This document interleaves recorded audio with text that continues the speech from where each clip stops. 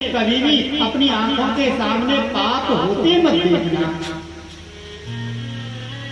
अगर शक्ति है तो सामना करना, शक्ति नहीं है तो वहां से किनारा कर जाना।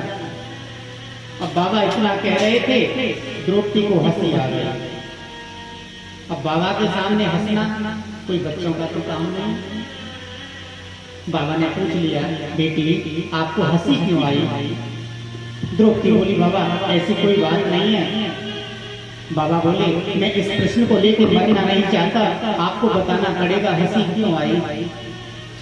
तब द्रौपदी बोली, बाबा आज आप ज्ञान का उपदेश दे रहे हो। बाबा याद करो, जब सभा में मुझे खींच कर लाया गया और बाबा सबसे पहले मैंने आपसे प्रश्न पूछा, मुझे सभा में नग्न किया जा रहा था, मुझे कोई आपत्ति नहीं, लेकिन बाबा मैंने आपसे प्रश्न किया कि जब पांडव लोग पहले अपने आप को जुए में हार गए तो बाद में मुझे जुए में लगाने का अधिकार किसने दिया?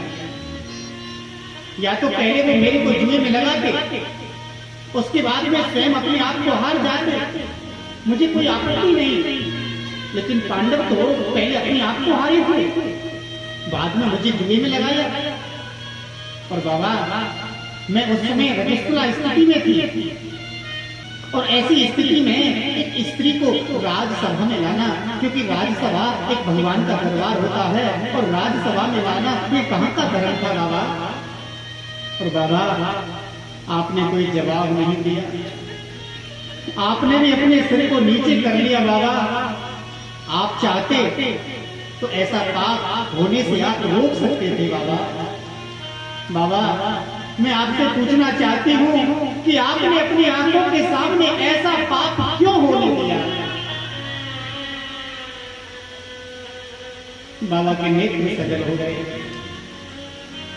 बाबा बोले, बेटी मैं जीवन में कभी रोया नहीं, मैंने जीवन में कभी कोई पाप नहीं किया, लेकिन आज तेरी बातों को सुन के मुझे भी रोना आ रहा है। बाबा की आंखों में से आंसू झरने लगे। बेटी मैंने उस समय दुर्योधन के दूषित धन के अन्न को खाया था, और जैसा खाओगे अन्न वैसा होगा। जो हम भोजन करते हैं ना, इसमें कई प्रकार के दोष होते हैं। सबसे पहला होता है अर्थ दोष। आपके घर में कैसा पैसा आता है, जैसा अर्थ होगा, जैसा पैसा आएगा उसका वैसा ही अन्न आएगा, और जैसा अन्न खाएंगे वैसा ही मन होगा। दूसरा होता है निमित्त दोष। भोजन बनाने वाले व्यक्ति का बनाते समय भाव कैसा है? हमारी माताएं, हमारे पुरुष भोजन बनाते हैं, कई बार क्या होता है, भोजन बनाते समय क्रोध करने लग जाते हैं, भोजन बनाते समय गाली देने लग जाते हैं, भोजन बनाते समय हम लोग अभद्र भाषा का प्रयोग करने लग जाते हैं। भोजन बनाते समय आप जैसा भाव रखोगे, भोजन बनाते समय आप जैसी वाणी का प्रयोग करोगे, भोजन बनाते समय आप जैसा स्वभाव रखोगे, उस आटे के ऊपर वैसा ही प्रभाव पड़ेगा। तीसरा होता है स्वभाव दोष। भोजन करते समय आपका भाव कैसा है? हम जब भोजन करते हैं, कई बार भोजन करते करते कान पर मोबाइल लगा लेते हैं, कई बार टीवी देख करके भोजन करते हैं, कई बार बहुत ज्यादा बातचीत करके भोजन करते हैं।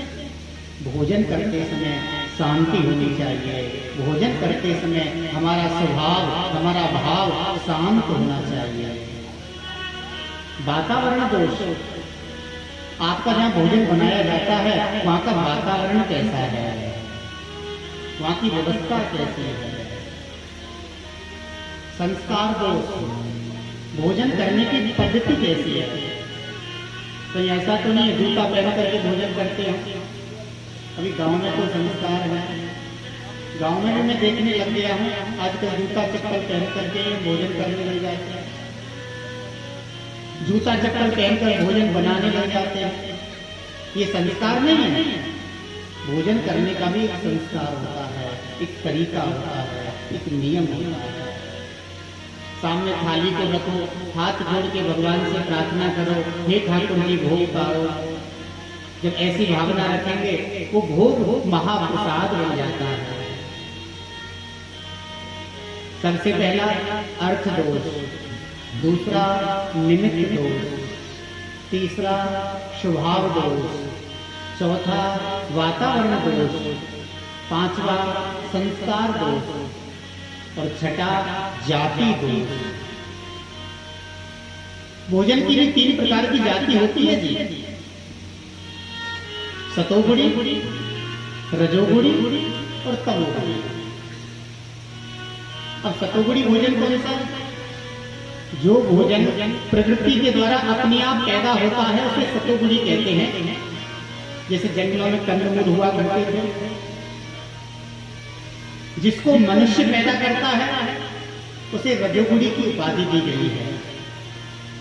गेहूं, बाजरा, मक्का, चावल, ये सब रजोगुणी भोजन है।